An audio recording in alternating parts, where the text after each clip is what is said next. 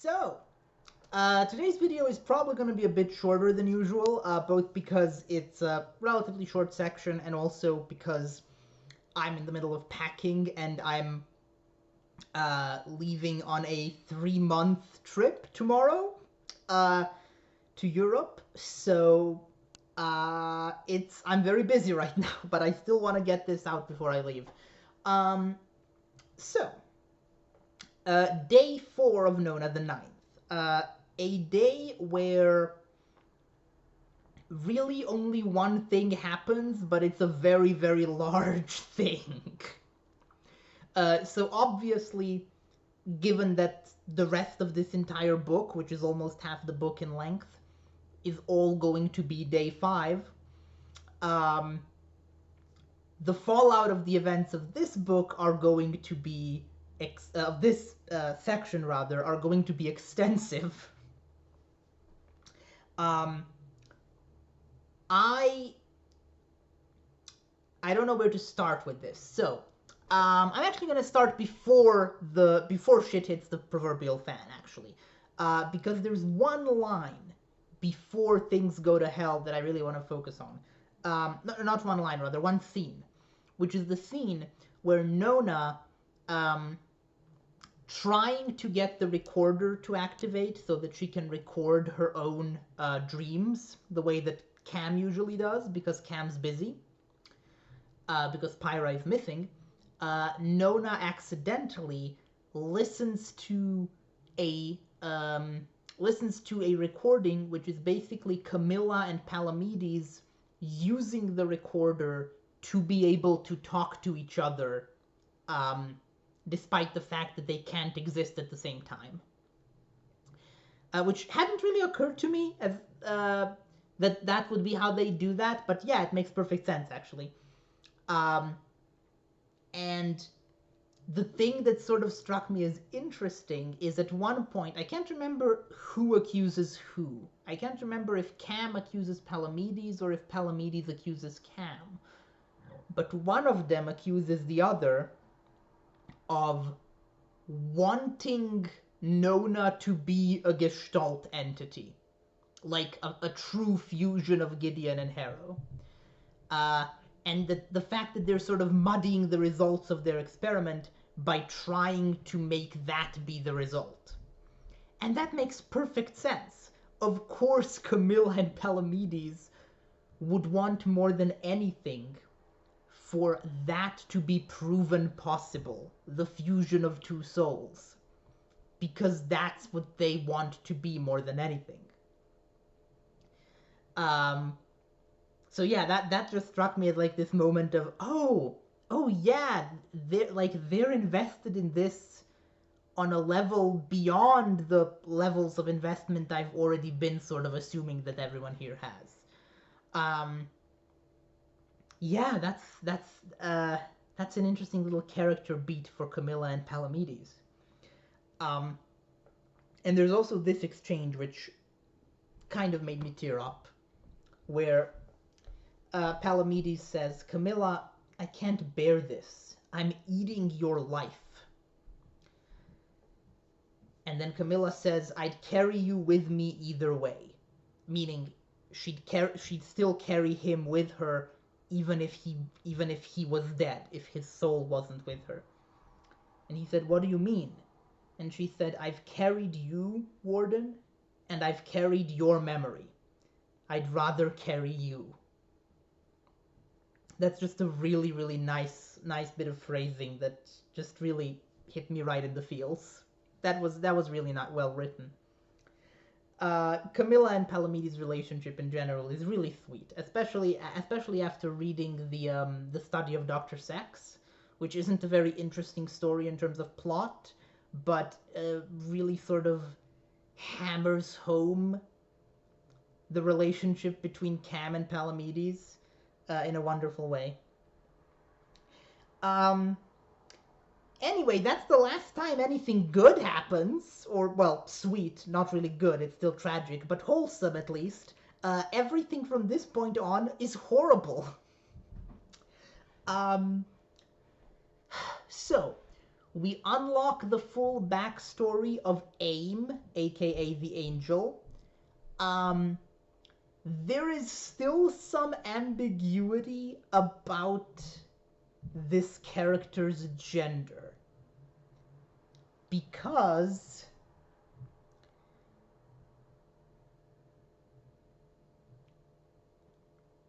so it's now starting to seem like AIM uses they them pronouns, because at the end of the last section they said, I am happy to be they, when their bodyguard, who has now been revealed to be Pash, the bodyguard of We Suffer,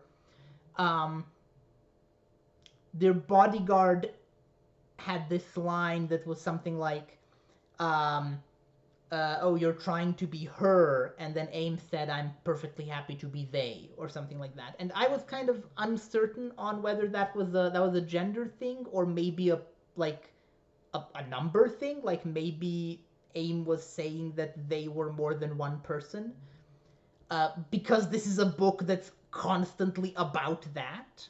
And that's still a possible interpretation, but there's also a moment here where I believe Camilla refers to AIM with a feminine pronoun, and then Pash jumps in and corrects Camilla, and corrects her that it's actually they. But we still haven't really heard. I'm still unclear, and the only reason I'm unclear, the only reason that I'm not taking this as just full outright confirmation that AIM uses they them pronouns, is Nona. Is the fact that Nona keeps mentally referring to AIM as she, despite all of this. And the fact that a lot of the kids seem to be uncertain how to gender AIM, and sort of alternate between sir and ma'am, I believe it was acknowledged in this section, whereas Nona never does. Nona very consistently genders AIM in the feminine, and that struck me as Nona having some kind of insight into AIM's actual identity as regards their gender that other people maybe don't. But at this point, I'm going to err on the side of caution and refer to AIM as they, because that is the only thing that they themselves have said so far, even though I'm still not sure if it was a gender thing or a plurality thing. But yeah, going forward, I'm gonna be calling AIM they, unless something during day 5 actually clarifies what the hell's going on with that. It just feels like Nona as a character would be gendering AIM correctly if they really was the correct pronoun. It just, to me, it seems like the sort of thing that Nona would just naturally pick up. I don't know. Weird. Maybe I'm just wrong about Nona's level of intuition about these things. Anyway, that's not important for what's going on here. What's important is the fact that AIM is clearly someone very high-ranking within Blood of Eden. But also, so someone very high-ranking, but also someone who apparently doesn't have access to a bunch of information because they didn't know about Nona. So that's interesting. I still don't quite know who AIM is, though, in relation to the power structure of, like, is AIM ranked higher than We Suffer, for instance? I don't know. Like, what's their position within the hierarchy? I'm not sure. Pash seems to be completely bound to obey AIM no matter what, which seems to indicate at least some level of high rank. Anyway, they, and by they I mean Pash, tries to kill. It's difficult to tell what actually happened here because it all happened so quickly, and then I think what happened is that Pash shot Nona and Camilla and left them for dead, and then Nona and then Hot Sauce witnessed that and freaked out over Nona's death and had to be put in the boiler room. And then Nona and Camilla turned out to be fine because they're both like, neither of them are actually lictors, but they're both like lictor adjacent and have crazy powers as a result. And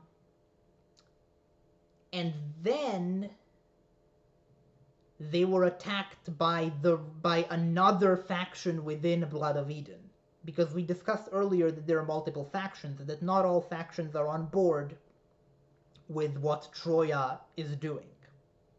Sort of like Crown's little, and We Suffers and Crown's little pet project with Nona. So I'm guessing that the people attacking them are like from the faction of Blood of Eden that isn't on board with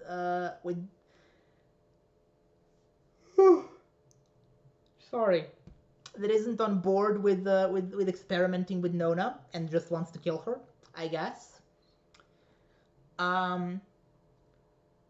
Anyway, Nona shows off some absolutely terrifying abilities in terms of her healing factor, which makes sense. She is, you know, Harrow. We know how fast lictors heal from the end of the first book.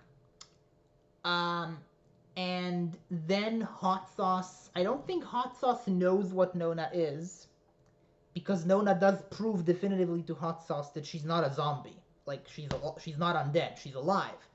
But Hot Sauce, I don't know if Hot Sauce knows about lictors, but Hot Sauce is very much freaked out by Nona coming back to life and concludes that Nona is something evil and dangerous and tries to kill her again. So Nona has now been shot through the head twice in like the span of 15 minutes, which I think is a new record in terms of physical damage, even by the standards of Harrow's body, which has been through a lot these past two books. But I think this is a new record. And then Nona wakes up in an unknown location surrounded by unknown people and has a tantrum, and the tantrum is terrifying. She basically like destroys her own body, tears it to bits in order to get out of her restraints, and then just, I assume, instantly heals, and then just goes on a rampage, but she's very quickly subdued again. So we'll see where she is at the start of the next day. But the main thing that happened here was Hot Sauce choosing to shoot Nona. And AIM also choosing to have Nona shot earlier by Pash.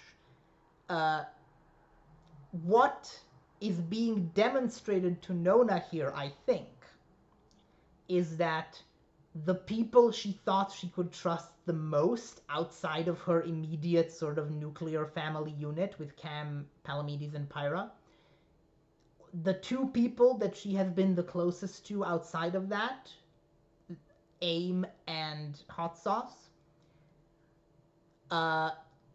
their affection for her was always contingent on them not knowing what she is. And I think that revelation is going to have some serious negative effects on Nona's psychic state going forward. I'm kind of terrified to see what conclusion Nona has drawn from this experience.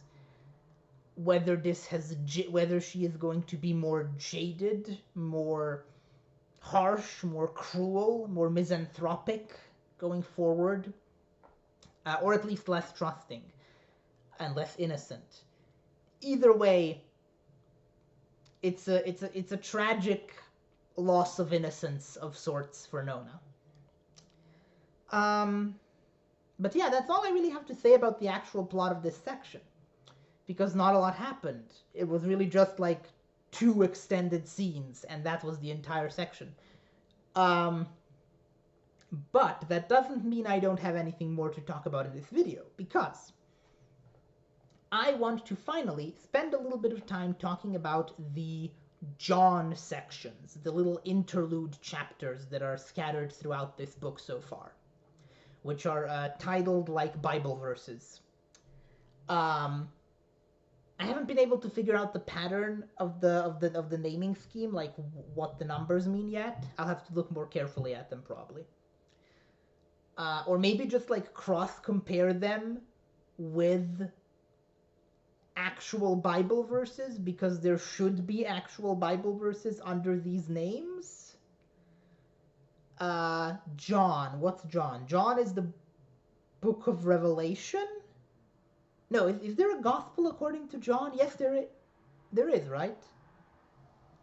Mark, Matthew, Luke, and John. Yeah, there is. Oh, okay. So John is not Revelation. John is the actual gospel, I think. I will Google the actual Bible verses after this video, and that might make it into my analysis in the 5th video if that ends up being something interesting or relevant. If not, I'll never mention it again. But either way, the actual chapters with those titles are obviously not referring to the biblical John. They're referring to our John, the Emperor. And boy, howdy are these interesting to me.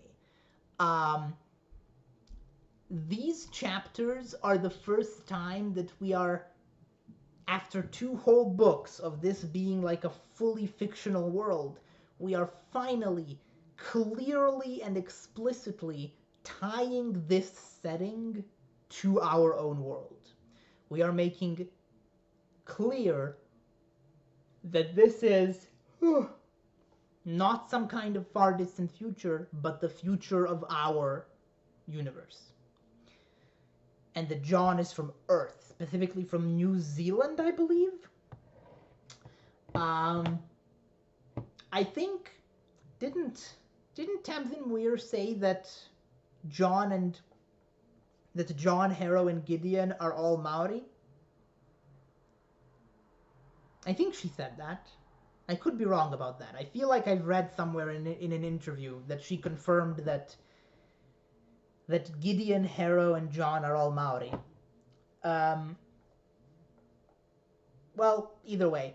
The important thing here is we get to see the start of John's whole thing. And I've talked a little bit about this in previous videos, like the fact that he didn't really like purposefully become a necromancer. He just kind of randomly gained this ability. It's still not actually clear what their original research was about. I mean, obviously their original research was into cryogenics so that people could be preserved through what appears to be a climate change-induced apocalypse. That makes sense. But what doesn't make sense is that in the framing device for these chapters is that John is telling this story to Harrow inside of a dream that I guess they're both in somehow. And he refers to Harrow in the second person. He says you, as someone who was around at the time that they were doing all this, like 10,000 years ago, and also as the subject of their research. Like, it kind of seems like he keeps saying that the main purpose of the research was to like save Harrow or heal Harrow of something.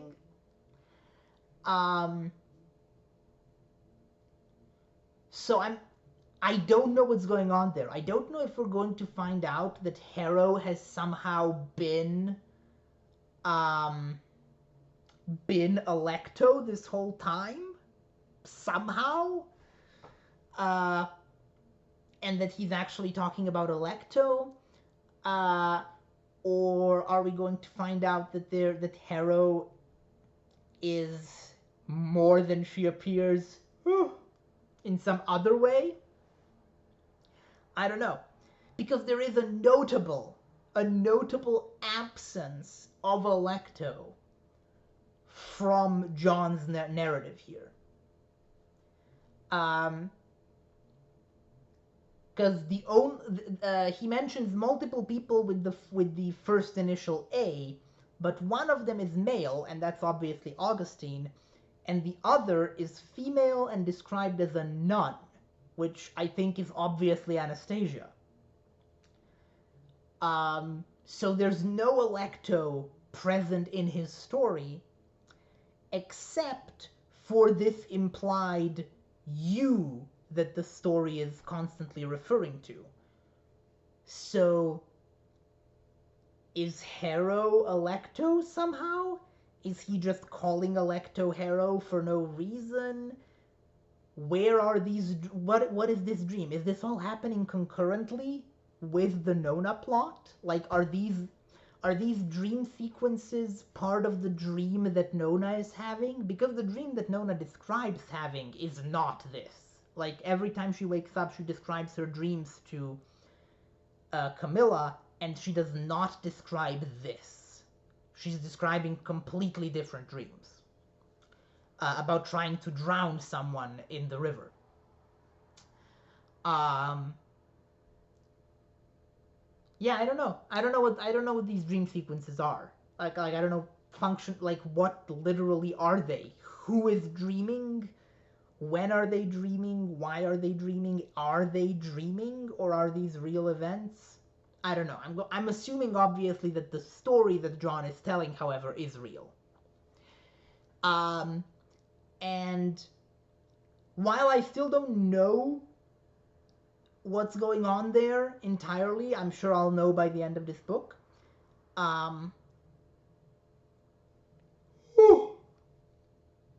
Sorry. While I still don't know that, I can say that I really, really like the socio-political commentary present here. I feel like these chapters are written with a very realistic understanding of how things might play out in some kind of doomsday scenario, where mostly there's a bunch of wasted time and effort and bureaucracy, largely driven by the fact that the people with power and money have already decided to cut their losses and to try and save themselves at the cost of everyone else, but they can't admit that, so they have to keep pretending that they're also interested in saving everyone else, and they try to silence anyone who doesn't go with that. And as long as John doesn't actively threaten to expose their ruse, they sort of tolerate him, but then as soon as he does threaten to expose them, they come down on him hard. The whole running joke of people constantly being outraged that he killed a bunch of cows when they are planning to leave all of humanity to die, and also when those cows were at a farm, which meant that they were literally they were being raised for slaughter by humans already. So their concern over the ethics of him killing them to build his wall of flesh is like their concern is obviously bullshit. The fact that there's a nation out there whose leader is now a puppeted corpse because they prefer it that way, that was also a nice touch. The fact that they just traded this crazy necromancer a nuke in exchange for that. Um, I do wonder. I doubt we'll learn which specific nation that is. In part because it's not really clear exactly what decade this is in. Obviously, it's not quite our time. It's a bit after our time. So, but not too far because like language and culture are still recognizably those of the 21st century. Um, so maybe like 2030s, 2040s. I mean, obviously, technology is not going to be as developed as it is being depicted here by the 2030s, 2040s. Like, the idea of interstellar travel is definitely not going to be plausible by then. But if you squint, you can kind of think that it's like. I feel like it's probably not further into the future than that, though, because the way people talk, their cultural references are too similar, I think, to today. Um, that being said, though, I think that that's maybe why Muir is being vague about which country swapped out its ruler for a zombie, because we don't know which countries of the nuclearly armed ones right now are going to be dictatorships where all power is drawn from a supreme leader in like 30 years. Um, so that's probably a wise decision, even though I would have preferred an explicit answer, just because I always like when political commentary is direct. Uh, but but I'll take it. I'll take the vagueness. I can imagine whatever I want. Um, yeah, that's everything I have to say about those sections so far, I think. Obviously, I'll talk more about them next time once they are concluded. I have no idea if there will be one more video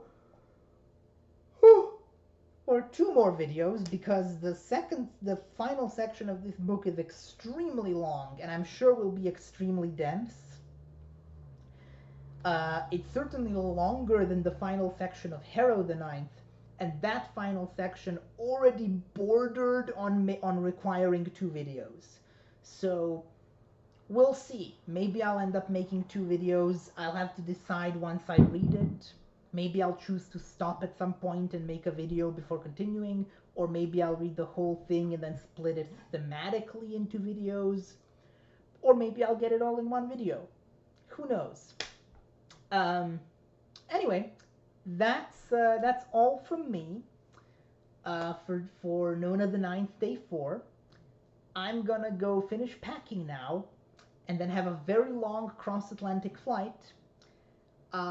And then the next time you hear from me, I will be recording in a very different location, which long-time viewers of the channel have seen me record in before. So, see you all whenever that happens. Bye.